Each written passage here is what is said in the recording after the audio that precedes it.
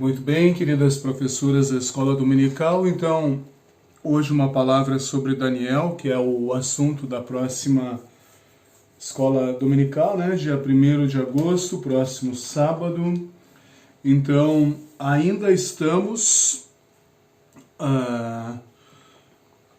sem a permissão das atividades presenciais, nem culto, nem Escola Dominical, lição de confirmandos, reuniões de departamentos. Então, por enquanto, a gente vai continuar com essa ferramenta aqui, ok? Muito bem. Então, Daniel. Daniel tem 12 capítulos. Ele é um livro relativamente pequeno, né? Não é de uma grande quantidade de capítulos. E qual é o propósito de Daniel? Vamos começar por aí. O propósito do livro de Daniel é demonstrar que mesmo diante do aparente poder político das nações e dos reinos, Daniel é um cara que ele vai conviver com pelo menos 4 gerações de lideranças, né? Não apenas o Nabucodonosor, mas o filho dele, o Belsassar, e depois vai encontrar também o Dario, enfim, e finalmente o Ciro, né? Então, estes os 4 reis que Daniel vai conviver, vai passar. E mesmo diante do poder político desses reis, a mensagem é: no final o povo de Deus é o vencedor. O povo de Israel, ele não será derrotado. A palavra de Deus não vai ser perdida, esquecida, enfim, né? A vitória do povo de Deus. Esse é o recado do Daniel. O Daniel, ele tem muitas coisas interessantes, a começar pelo fato dele ter sido levado para a Babilônia pelo próprio Nabucodonosor. O Nabucodonosor, ele é um personagem histórico, ele vai governar todo o Império Babilônico, era um império muito grande. Aliás, quando você quer falar de alguma coisa grande, você diz, do tamanho de uma Babilônia, né? Pois bem, o Império Babilônico, ele era de fato enorme. E o Nabucodonosor, ele vai governar por 44 anos. Se os meus cálculos não estão errados, eu estou sem calculador aqui, mas eu acredito que foram 44 anos que o Nabucodonosor governou a Babilônia. Então é nesse período que o Daniel é levado para lá, e aí você vai ter que ler, evidentemente, o texto aqui que fala sobre características, né? O capítulo 1, então, falando justamente sobre esse assunto que eu estou contando. E aqui é interessante que na Babilônia é o lugar onde se falava o aramaico. Então, em alguns momentos da escritura, o aramaico era muito parecido com o hebraico. Em alguns momentos do Antigo Testamento, o aramaico ele vai aparecer, né, influência babilônica. Vejam que o hebraico ele é colocado aqui no capítulo 1, versículo 4. Todos eles deviam ter boa aparência e não ter nenhum defeito físico, deviam ser inteligentes, instruídos e ser capazes de servir no palácio. E agora, e precisariam aprender a língua e estudar os escritos dos babilônios. Escritos dos babilônios em aramaico, tá? Muito bom. Daniel, ele também ele tem uma linguagem profética, né? Uma linguagem escatológica, uma linguagem que aponta para as coisas do fim. Essa não é apenas uma característica de Apocalipse. Em outros momentos, dentro da palavra de Deus, vão aparecer, vão surgir formas de comunicação que tendem a apontar para as coisas do fim. Daniel é um destes livros, né? Daniel, ele tem a peculiaridade de apontar para as coisas do fim. Muito bom. A história de Daniel ela é muito tranquila, muito fácil de fazer, de contar, né? Daniel era um rapaz muito inteligente, ele cuidava da alimentação, né? no capítulo 2, olha só o versículo 14, né? Ali no final diz assim: Daniel foi procurar Arioque, o chefe da guarda, com muito jeito e cuidado, né? Não foi na base do grito, não foi na base da força, né? Mas jeito e cuidado, né? É uma coisa para nos ensinar aí. O que mais? Dois momentos, eles são únicos, né? No livro de Daniel, me parece que é por aí que a Grace vai trabalhar. O primeiro deles é a desobediência dos amigos do Daniel, o Sadraque, o Mesaque e o Abdinego. Então eles vão ser jogados na fornalha acesa, fornalha de fogo. É uma coisa fantástica, está no capítulo 3, isso que aconteceu com os 3 amigos do Daniel. Veja bem, são os 3 amigos que foram jogados na fornalha. O Sadraque, o Mesaque e o Abdinego. Não coloca o Daniel lá, porque o Daniel ele não foi parar na fornalha acesa, né? Quem é que manda fazer isso? Aqui ainda é o reinado de Nabucodonosor, né? Então a coisa vai andar, aí vai surgir no capítulo 5 o Belsazar, que é filho do Nabucodonosor. Como é que o Belsazar vai assumir o governo da Babilônia, né? Bem tranquilo, Nabucodonosor ele vai loquear, né? Ele vai pirar, ele vai, enfim, vai viver como um animal, né? É o que diz o texto aqui no capítulo de número 4, né? Aqui vai acontecer isso então. O Nabucodonosor, ele vai loquear, ele vai ficar com o cabelo comprido, parecido com penas de águia, as unhas cresceram tanto, garras de um gavião, e assim ele vai perder o governo, né? Quem é que vai assumir? O Belsazar. É nesse capítulo 5 também que tem aquelas palavrinhas esquisitas, né? Mene, mene, tekel, parsim, né?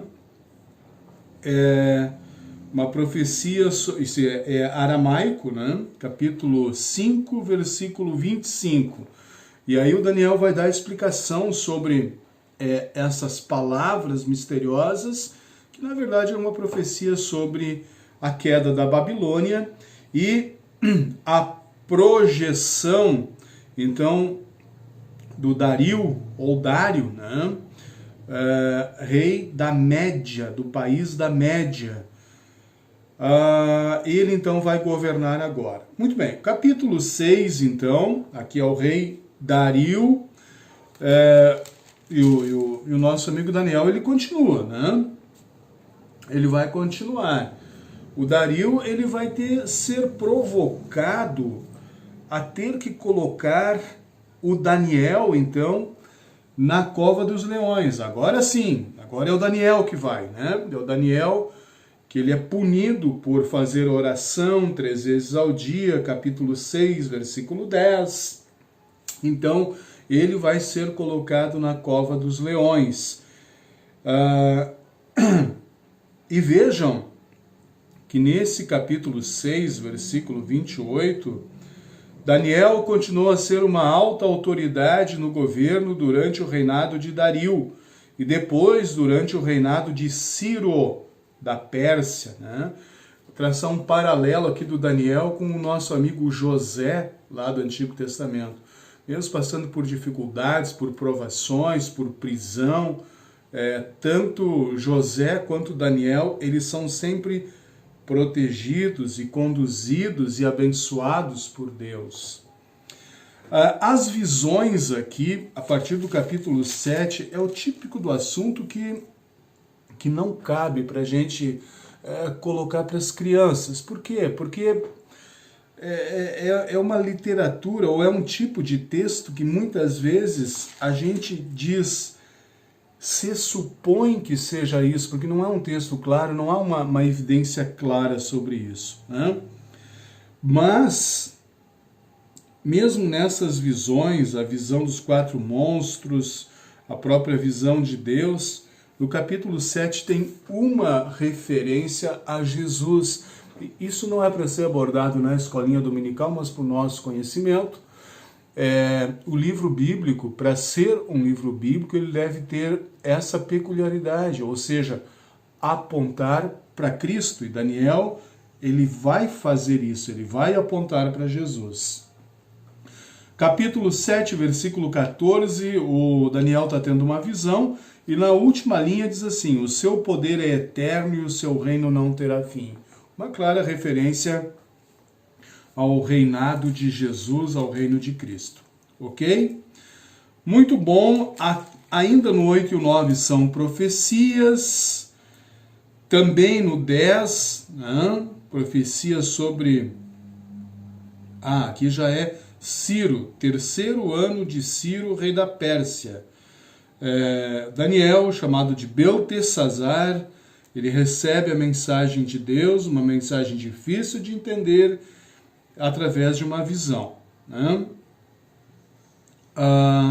Capítulo 11 e capítulo 12, especialmente o 11, são profecias acerca do Egito e também da Síria, e finalmente o capítulo 12, que é o último, onde Deus revela através do profeta Daniel as coisas acerca do fim. E esse capítulo, esse 12º capítulo de Daniel, ele é um dos capítulos mais claros acerca do assunto da doutrina da ressurreição. Então a ressurreição, a certeza de um encontro na vida eterna por meio da fé no Messias, Messias que aqui no Antigo Testamento ele ainda era esperado, essa certeza ela existe entre o povo. E veja que a mensagem de Deus ela termina dizendo assim, capítulo 12, versículo 13. E você, Daniel, continue firme até o fim. Você morrerá, mas no fim ressuscitará para receber a sua recompensa. O que falar sobre Daniel? Daniel, ele é desse período em que o povo está escravizado na Babilônia. Daniel, ele passa por vários momentos de políticos diferentes, Nabucodonosor, o Belsazar, o Dário e finalmente o Ciro, que é o cara que vai permitir o retorno de levas de judeus para a terra de Israel. Esse é o Daniel. Ele acompanha uma fase difícil do povo de Israel. Se a escravidão no Egito foi complicado, aqui na Babilônia também foi. Não foi um momento muito fácil, não foi um momento agradável, mas foi um momento para o povo compreender várias coisas, E uma delas, isso aqui não está no texto, mas ela é fantástico de você entender isso. A partir do cativeiro babilônico, o povo de Israel, quando voltou para Jerusalém, reconstruiu a cidade, reconstruiu o templo, o povo de Israel aprendeu uma lição. Não adorar imagens, ídolos, adorar falsos deuses. Sempre que na literatura bíblica você encontrar que o povo adorava imagens, ídolos, a partir do retorno da escravidão da Babilônia, você pode ter certeza, o texto não está falando de descendentes de israelitas. Porque com essa escravidão aqui na Babilônia, essa lição eles aprenderam. Deixaram de adorar falsos deuses. Mas Daniel, evidentemente, ele pode ser utilizado para falar, então, sobre aquele episódio, são dois episódios parecidos, Na Cova dos Leões, Daniel na Cova dos Leões, e os 3 amigos ali que foram colocados na fornalha ardente. Então, são 2 momentos, assim, únicos na Escritura e que podem, assim, obviamente, ser tratado com as crianças de uma maneira muito tranquila. Aquela parte central, mais para o fim, onde são as visões, e ali vai ter muita referência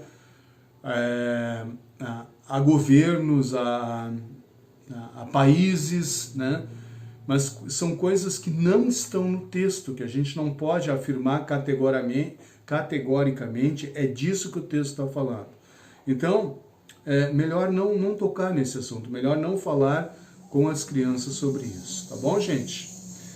Qualquer dúvida, mantenha um contato, eu estou aí para ajudar, se possível, né? E precisamos, então, elaborar as próximas escalas aí para a gente continuar, então, com o nosso trabalho, tá bom? Grande abraço para vocês.